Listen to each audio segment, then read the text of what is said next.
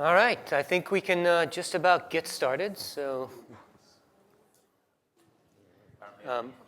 yeah, I think we should. So, thank you all for joining us. We're going to have a short panel titled "Big Data and Analytics: What is Next?" And I hope to also be able to tie it to a few trends, which are the topic of this track, which are the industrial IoT and how big data and analytics relate to that. So why don't we just go ahead and get started by having the panelists introduce themselves. If you would, maybe take a couple of minutes to talk about who you are, the company that you work for, and maybe a few words about what you're doing in the area of big data. Okay, I'll start. So thanks, everyone. Happy to be here. My name is Bill Loconzolo, and I work for Intuit. And I lead the central Intuit data team, which is called IDEA. It's the data engineering and analytics group.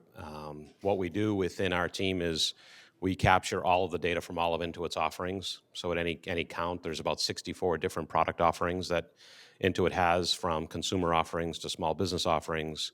And we create the capabilities and the platforms where we can collect all of that data, make it meaningful, and turn it back to products in the form of services that the products consume, or for people, for analysts, data scientists, and the community.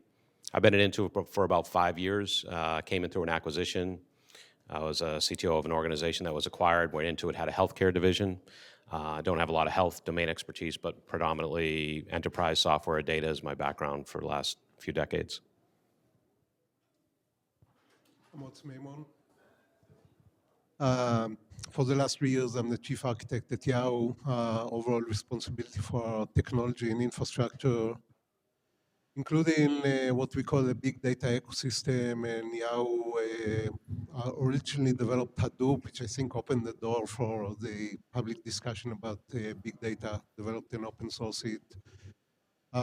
We probably ran one of the largest Hadoop-based infrastructure, roughly 650 petabytes of data on our data grids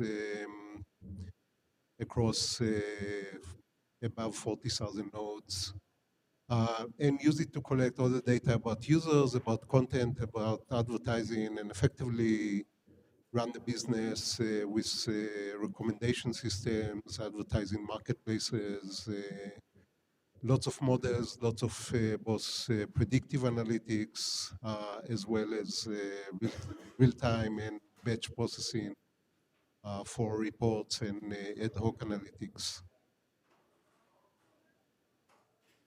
My name is Rajneesh Chopra. I run products at a startup called Netskope.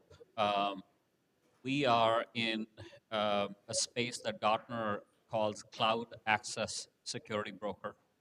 So the essential idea is that as people are moving more and more applications to the cloud, and these are being accessed by devices that IT may not necessarily own, how do you insinuate yourself into the process to have some level of policy control? And that policy control really comes from understanding how these applications are really being used. So to that effect, we have the definitive transaction record for every transaction by an employee to a cloud application.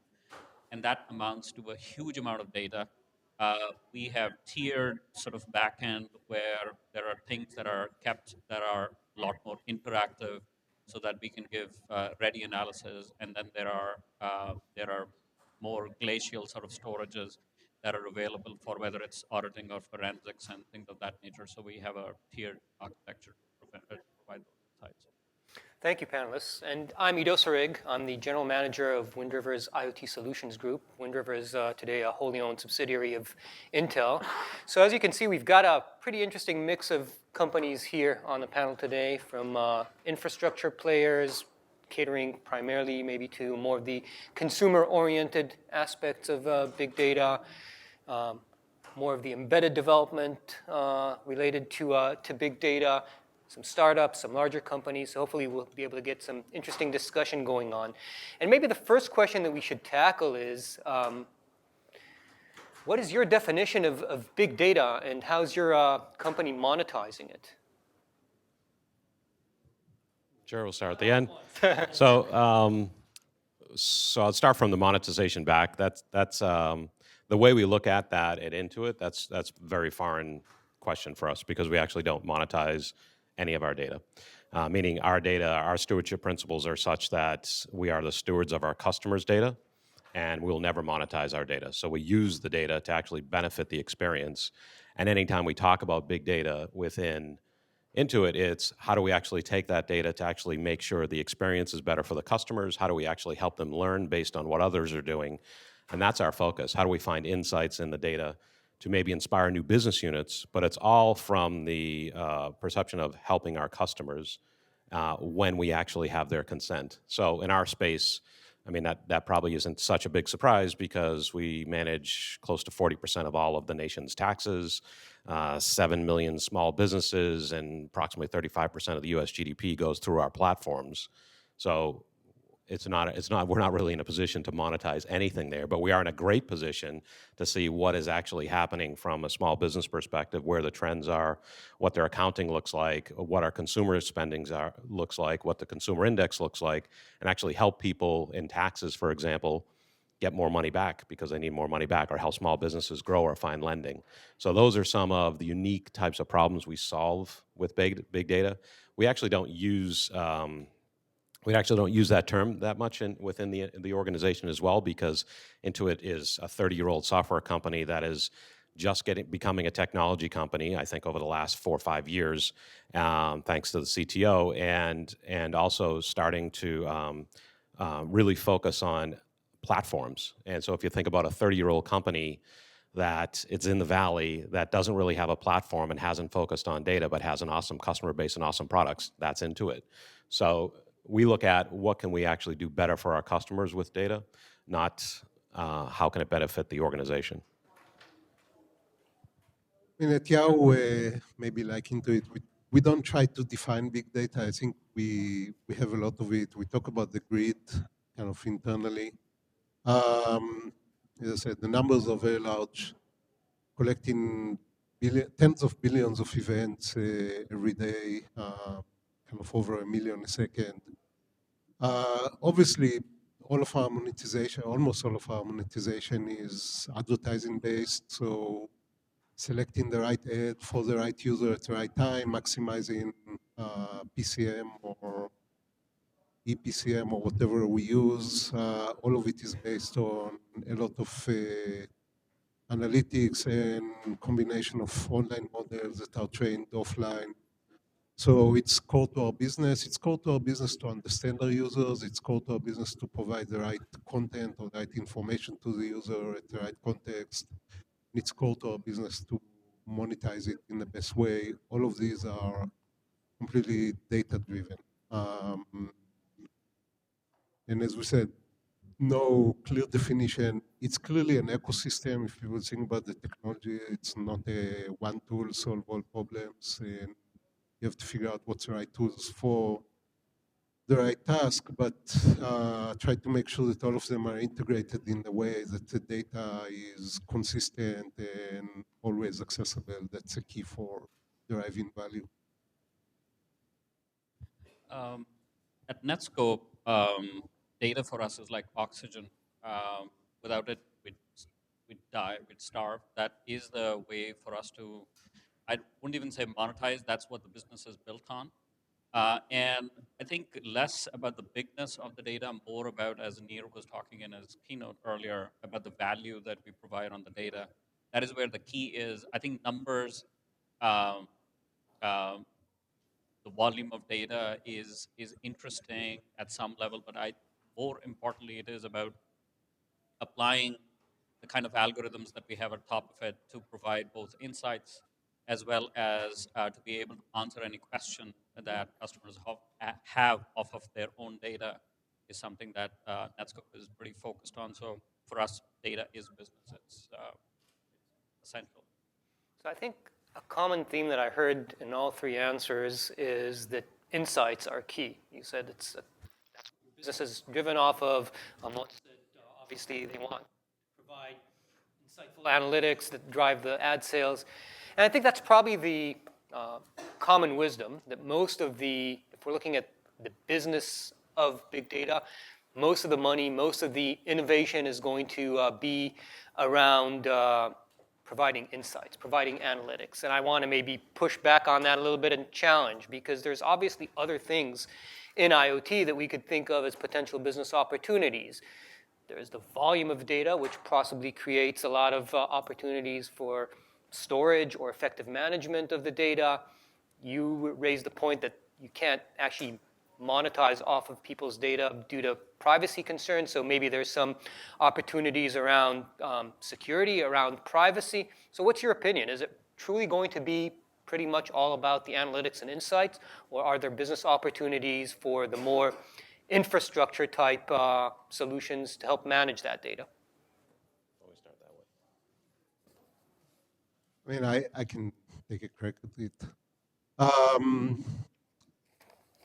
I spent a few years in enterprise business, both startups and large companies, and we used to talk about painkillers versus cure for cancer. The analytics is where you derive the real value for the business, and clearly it will create, in my mind, a higher value for the use of data. But you can't run the analytic if you don't have the right infrastructure. You can't collect the data if you don't have enough storage. You cannot actually access the data if you don't secure it the right way. So all these things are important, are a must-have. Without them, you cannot get to the analytics. I think at some point they will become mature enough to have some price pressures on them. It's not there yet, which is why we see lots of infrastructure companies and lots of tooling companies. But ultimately, where the real value is back to the insight, and you need to make sure that you have all the other things in place so you can actually get to the data, collect it the right way, and get to the insights. It is driving storage in a very large way, but storage is getting commoditized, and there's lots of price pressure. So I'm sure some companies will make money, but I don't see a huge opportunity there. And the higher you are, the value chain, the more specific the value is to the business, probably the better the opportunity is, in my mind. Right. So to echo Amotz's point, I think if you look at the value chain for data, there are going to be aspects, as you guys heard, that are going to be optimized. So you want to optimize for price, you want to optimize for storage. Even if you look at the sort of the new gen, if you will, of storage, it is about getting faster to the data and having an architecture such that I can get to whatever I am after as quickly as possible. So there is going to be a part of that value chain that is going to be about optimization, and then there is going to be a part of that value chain which is about deriving more and more value. And it's my take that that is something by definition that is going to be a bigger opportunity, whereas the one that is on the optimization has a cap. I don't know what that cap is, but it has a limit on how much you can optimize. And do you think we're driving that value cycle fast enough to address the needs of different businesses? I mean, presumably the types of analytics that you're doing for a consumer-oriented social network is completely different from the one that you would, the type of domain expertise that you would need to do predictive analytics for maintenance of devices. So what's your take on that? I'll take a first crack and then pass it along to my peers. So if you look at away from a little bit social and more sort of with the theme of IoT, we were going through one of the data sets. GE produces a huge amount of data. Whatever that number is, it seemed extremely high, but they produce a huge amount of data from every engine for a transatlantic flight. So when the plane lands, there is a whole bunch of data that is derived out of it, and the goal is to be able to run that algorithmically to find whatever that little data point is going to be, so that they can thread needle through the important insights and predict where they're going. The goal there is to get to.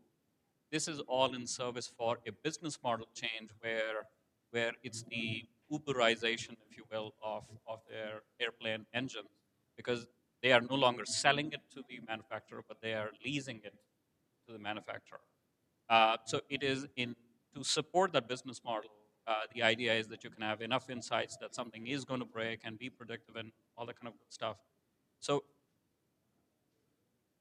where is it getting faster? I think the business model innovation is pushing uh, a lot of uh, a lot of innovation in this space so that people can go service this new model, business model, and I think insights are the key fuel for people to innovate, not just on the product side, but also on how they conduct business in general.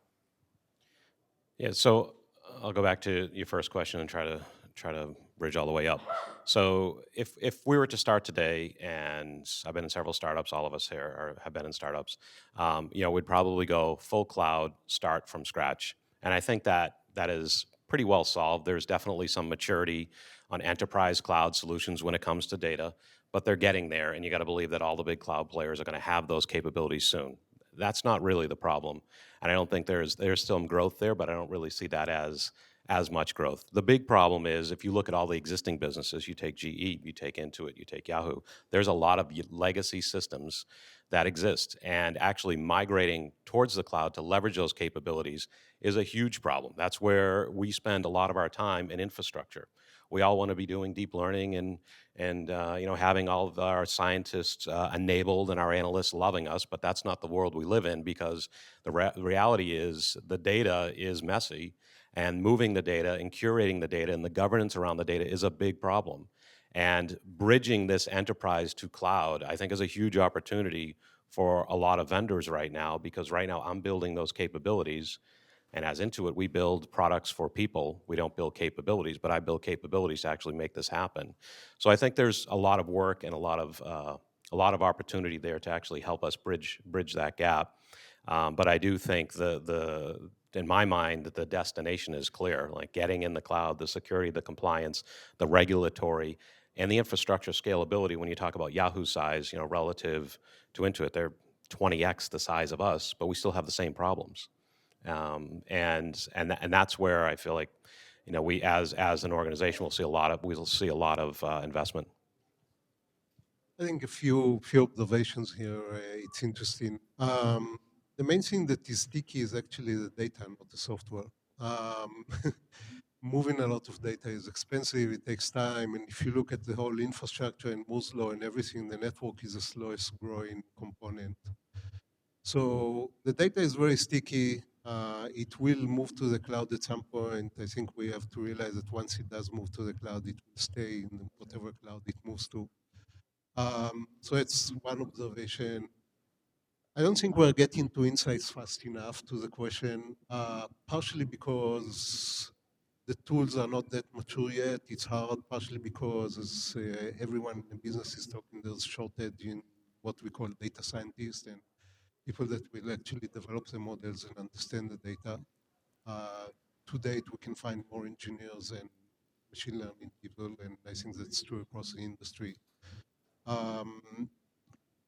But going back to the IoT and where things are going, so most of us are not collecting IoT data yet. I don't think we are facing this problem. If you look at, I think some of the studies around enterprise adoption of what's called big data, most of them are running very small clusters. And you can actually start with much simpler technologies and something that is built to scale to, hundreds of petabytes and get to the insights faster and then move the models rather than get too deep into technologies that is not that mature, but everyone feels that they need one big data cluster. Spend a year trying to figure out how to make it work. So I think we can shorten some of as an industry, we can probably shorten some of the process. IoT will probably throw all of that out the door, because at some point I don't think it will be possible to collect all the data. So we'll have to figure out how to move the models to the devices or close to the devices rather than run centrally. So I want to tee off with that answer. Most people, I'm guessing, only read the panel's title, but in the little blurb that I wrote for this panel to introduce it, I actually introduced the topic saying, among other things, clearly something has to change in the way we collect and analyze machine data if we're to keep up. And even though I wrote that, as this is clearly the case, maybe that's not the case. Maybe, I mean, you guys at Yahoo, you just said you're collecting millions or billions of records per day. Maybe IoT is not all that different, and we've already solved the problem. I mean, I can just continue my point.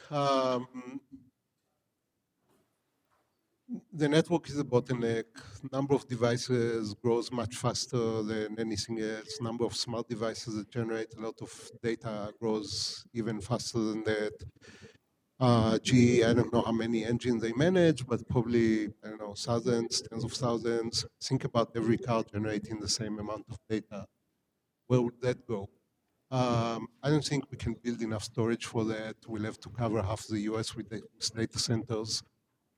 So we need to learn how to process a lot of the data almost on the spot or in highly localized processing units, and then just throw away a lot of it without losing the immediate value of the processing. So in my mind, yeah, it's a matter of time, but at some point the model will have to switch. We will not be able to still operate everything on a distributed but conceptually centralized big data systems. Opinion. I don't know if it is a dissenting opinion, but that's it's probably coming from a lot of wisdom, having seen this at scale. There are lots of industries where there is data gobs of it that is created, and it can be very usefully actually summarized. So exploration data, oil, gas exploration data, you don't need every single bit of byte, but if it can be processed, you can shrink that down dramatically, get what you need, and not have to archive it and keep it for forever. So there is existing space and verticals and technologies and solutions that have shown how processing the data closer to the source, gleaning what you need so that it can be fed into sort of more intelligent models. This is the nature of any complex system. For it to scale has to be tiered. I mean, we don't know of any complex system that can scale without tiering. It's a simple fact. It could be internet that we take for granted. It could be large databases. There is going to be tiering if you're going to have a complex architecture that needs to scale. Yeah, that makes sense. So I'll just reiterate, I agree with, we got to move some of the compute down to the devices. I think the economy is going to actually dictate how that ends up happening, as in the devices. It's not that all data is meaningful and kill the network and stream as much data as possible. It's going to be the meaningful data. The processing is going to move slower, and I think over time we're going to have to figure out the storage and the tiers of storage and what we actually do with that data once it's computed. In our world, we think about that more of, not from an IoT perspective, but from all the beaconing that we do across all of our devices. And we're in the millions of events per second. We're not at Yahoo scale yet, but at certain peaks, you think about tax peak, for example, and 80% of the folks do it in the last 48 hours. There's some pretty significant peaks that we have to deal with there. Moving some of those beacons down to the device and actually worrying about the security, the compression as well, is something that is top of mind for us, because we just need to not stream everything, but stream what's most meaningful and do it in a secure way. So you're actually asking more of those devices now. It's an interesting capacity management problem. I think about it. I think it will probably not be the same for all verticals or segments of the industry.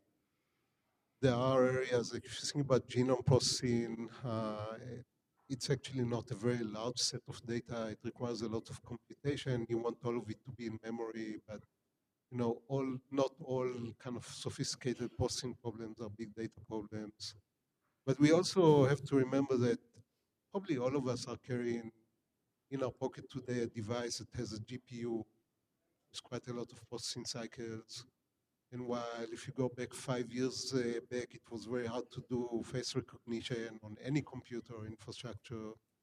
Today, with the right deep learning kind of technologies and models, you can run face recognition on your phone in a fairly reliable way. So yeah, some of it is on the verge of moving. I've got a few more questions, but I thought I might open it up to the audience right now and see if there's any questions that you would like to ask the panelists. In the back. Hi, I got a question. I don't know if it's in your introduction. Could you drill down on the type of data that you see more of in the future? Of course, it's in industry different. So probably video more. Yeah. Yahoo. And then also second on, what are the inherent opportunities and challenges? So I'll start. So I'm at Intuit, right? And we started from, I've been leading the data team there for about 2.5 years. Traditionally, the way that the data team was led was for T-1, old data for marketing purposes, and it had all the traditional suspects of where that data was acquired from. We've since shifted, and it's a late shift for a product technology company, but we've shifted over the last 2.5 years where it's all about product insights, so in-product clickstream, in-product user-entered data, et cetera, risk screening data, anything that's happening in product with the customers. Where we see a pretty significant investment in convergence is all enterprise data as well. So any time when your objective is actually use the data for insights for your customers, it doesn't matter if it was a care touch point, it doesn't matter if it was a sales touch point, actually building up the propensities, behaviors of that customer over time with every touch point that everyone in your organization has, all data is equal at that point. So we are heavily investing in really acquiring all of our different enterprise systems, in addition to third party, but what we have to do is curate that data that when we touch our customer, we actually know what we did, we know where we left them off, and we know what the next person needs to do. So I think we're leveling the playing field, and I don't think this is a mindset change for the organization. I don't think the organization thinks of operations and product in the same way, but when it comes to customers' data, that's probably one of our largest challenges. I think the nature of data, the intrinsic data is one. The other is that to derive value out of it, it typically has to be enriched.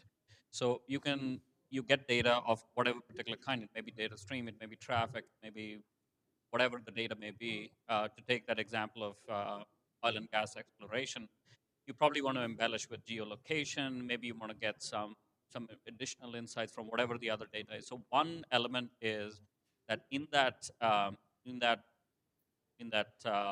ongoing battle to get insights faster, there is a lot of enrichment of the data that needs to happen. So it's not only the data that you get, but also other streams of information that you need to enrich this data to be useful. The part where I think the challenge is that is a lot of interconnectedness because some of us flew here, took an airline flight. There used to be, this is your name, this is your seat number, and that was it. Now they know whether you prefer an aisle seat or a window, whether you want champagne or orange juice, whether when is your birth, on and on and on, right? And these are pieces of information that need to be available to other systems within the airline. So what used to be a simple, here's a form, here's my name, here's my credit card, give me a seat, has now suddenly become into this concierge service where a lot of other systems are interfacing with what used to be this banal, simple thing of getting a seat on a plane. So that osmosis of information from, if you're really creating value, a lot of people want to consume it. And to consume it, there are APIs that need to be established. And those APIs are how this information gets consumed. Now, this is where a lot of the talking about challenges, I think the challenge is also about what are the new ways that this data is going to be accessed and utilized and secured and all that kind of good stuff. So that's the next order of challenges as we see it happening with data. And yeah, maybe I'll take a stab at it as well. The data that we typically collect is machine data. It comes off of sensors and actuators. I think that type of data tends to be bifurcated. Most of the data, and certainly the large volume, is very simplistic key value pairs that is probably, it doesn't even need any sort of specialized big data repositories for, but what it does need is maybe a specialized time series data type database that can handle rapid ingestion of large volumes of data that are typically just inserted.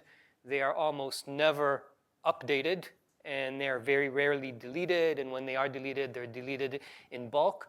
And most traditional database management systems are not well suited for that. They're not optimized for that use case, so you would need to find some better way to manage that.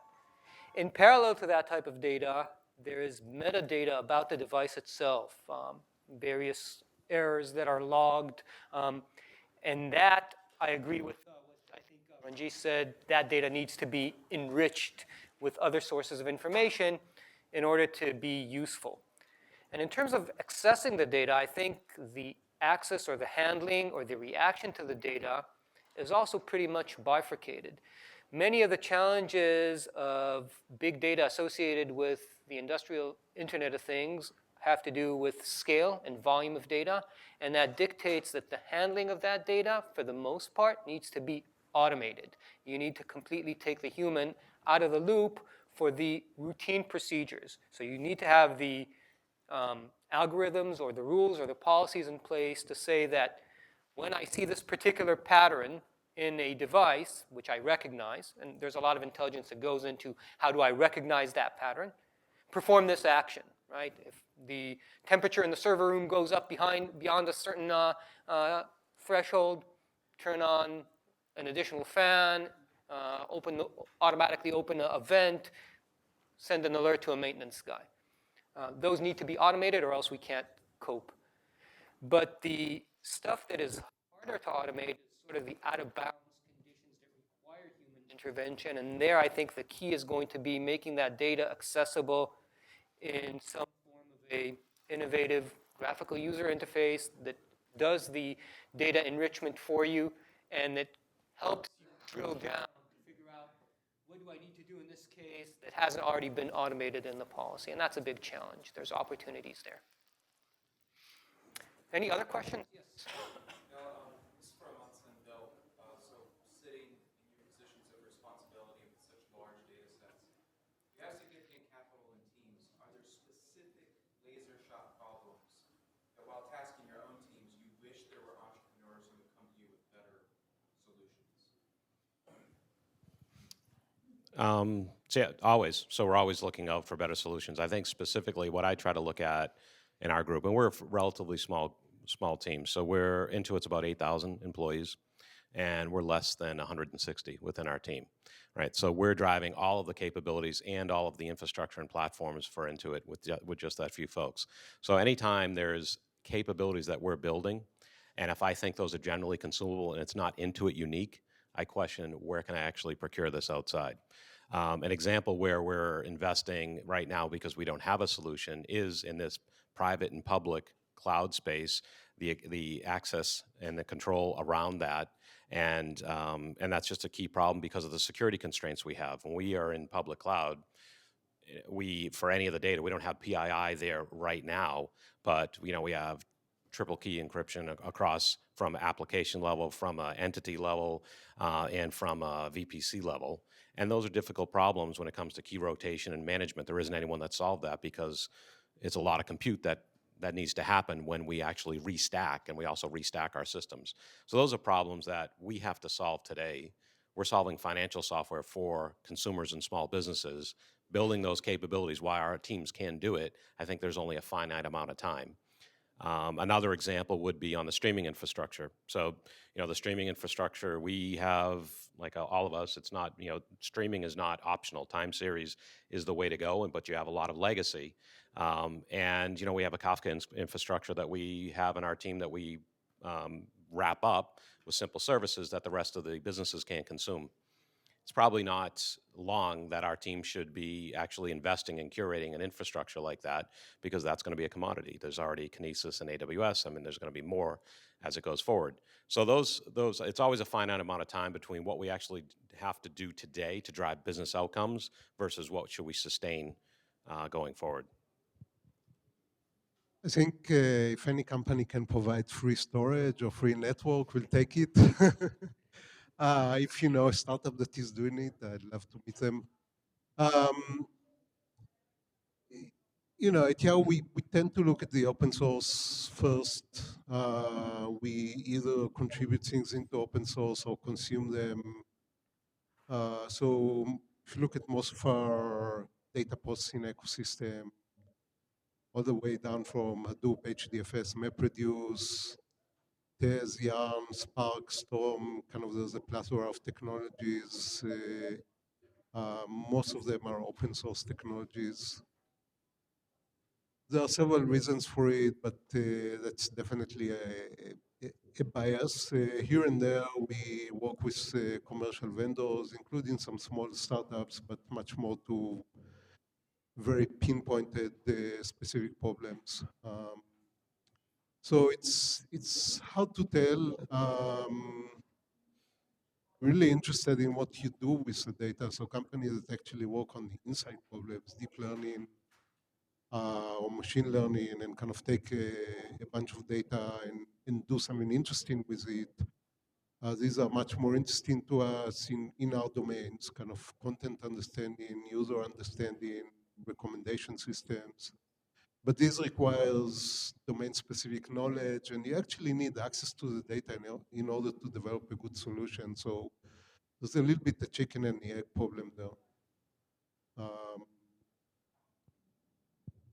I don't think we actually purchase anything not in this domain, short of the commodity hardware that we run everything on. Other questions? So maybe we'll wrap up with one mega question that will hopefully tie together a few of the issues we discussed earlier. So we talked a little bit, the topic is what is next, and in order to get to what is next, I think we first need to get over some of the hurdles that we're currently facing. And we touched upon some of the hurdles that we're currently facing. Amotz mentioned, for example, the lack of, or the limited availability of data scientists, and Bill mentioned the fact that we have to deal with a lot of legacy systems that have to be moved to the cloud. And Rajneesh touched upon various security limitations.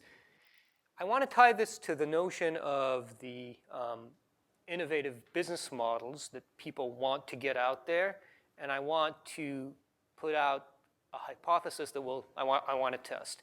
And my hypothesis is that people do have a lot of very innovative business models that they would like to put out to the market, but that one of the biggest hurdles to that is that there is a lack of clarity around the ownership of data. And I'll illustrate that with an example. And maybe I'll tee off of your example of GE and the data that they collect off of every transatlantic flight, because that's an actual prospect of ours that we're currently dealing with right now with those issues. So let's first of all explore the value chain, talk about a business model that other people would like to adopt, and then hear your opinion around this data ownership issue.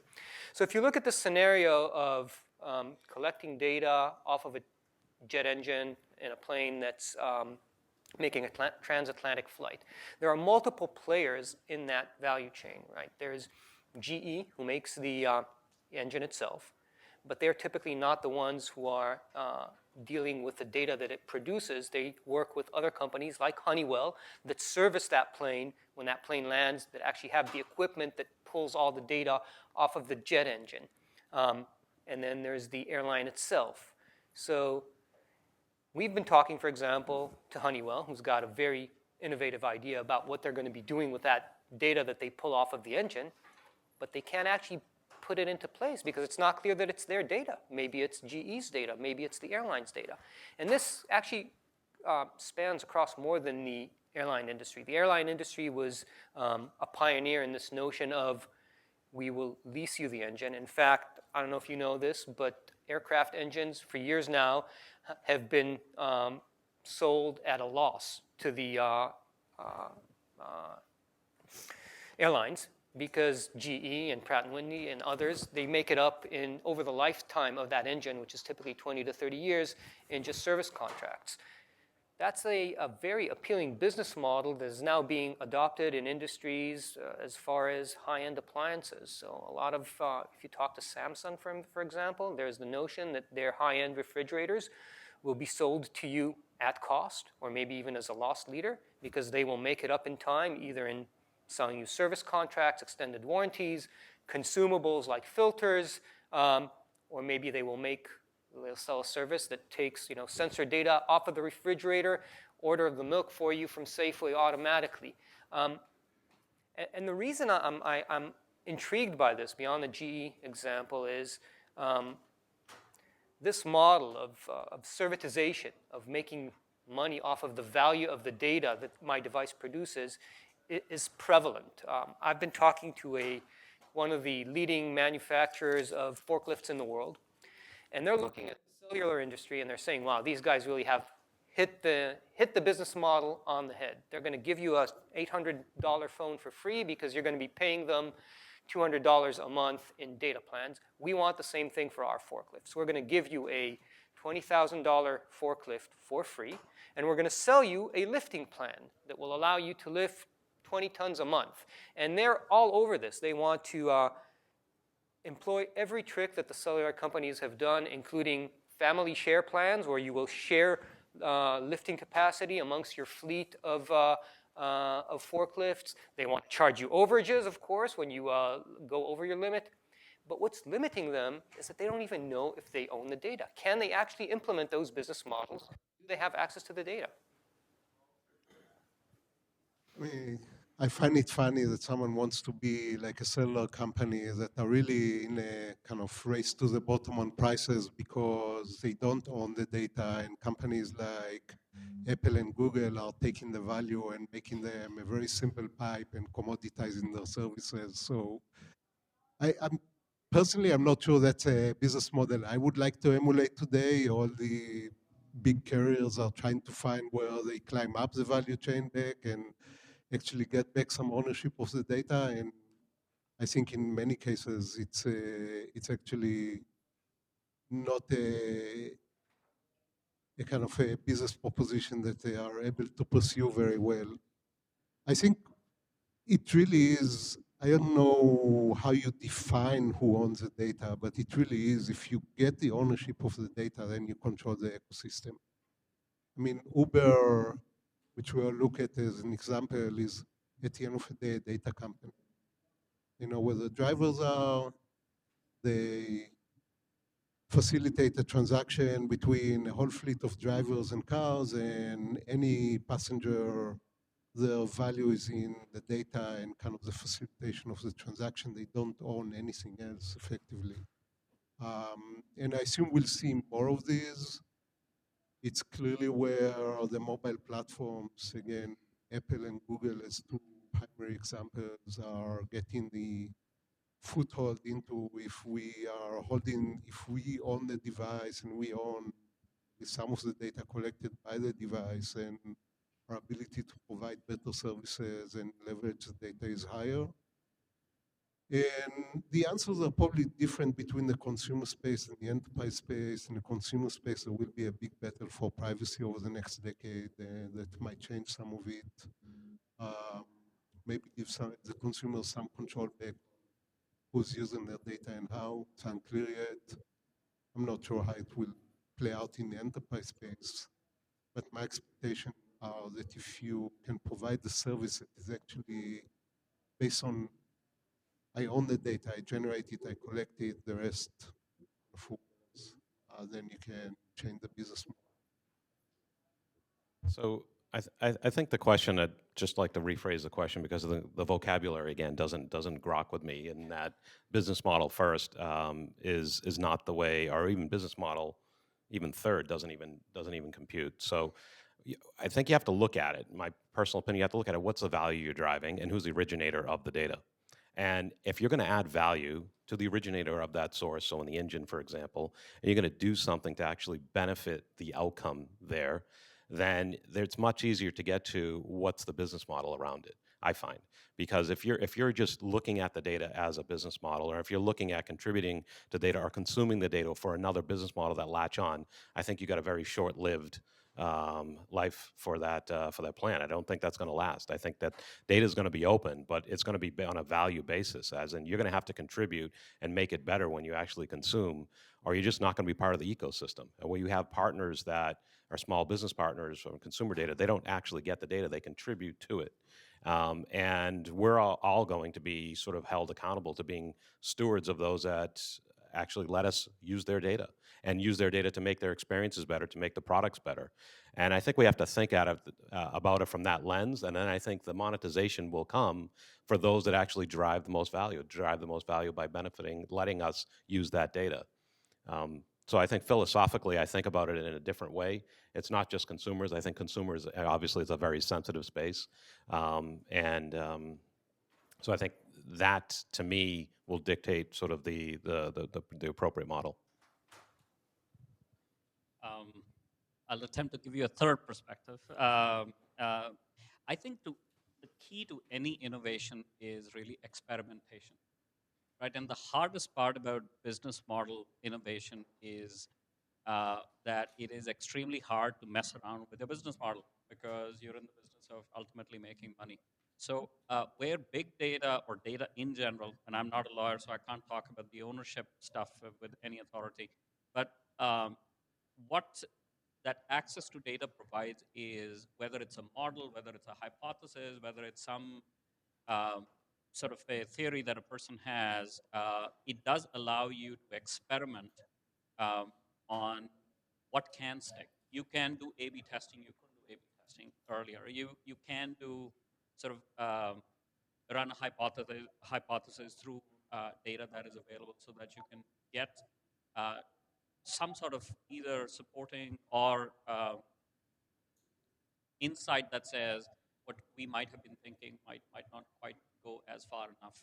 So I think beyond the ownership of data, what this, in my mind, most of our sort of customers that we talk to, is it gives them the ability to ask and answer the question of what if, right? And so if you can experiment, if you can try a few things out, there are nips and tucks you can do now, whereas rather than making wholesale changes. But business model or any kind of innovation, I think the key is experimentation, and having access to low-cost experiments is critical. Could I just add on that? So I completely agree with you on the experimentation as a how, but what we've learned, and not just at Intuit and prior, is that if you don't have a set of principles or guiding principles about what you will and will not do, the experimentation can go off the reins, because you can start going down a path that is just not your identity, not what you're solving, and not what you're there to do. So I mean, I'll go back to the business models, and again, in my mind is, can you define a completely different consumption model for the service? So if you go back to the forklift example,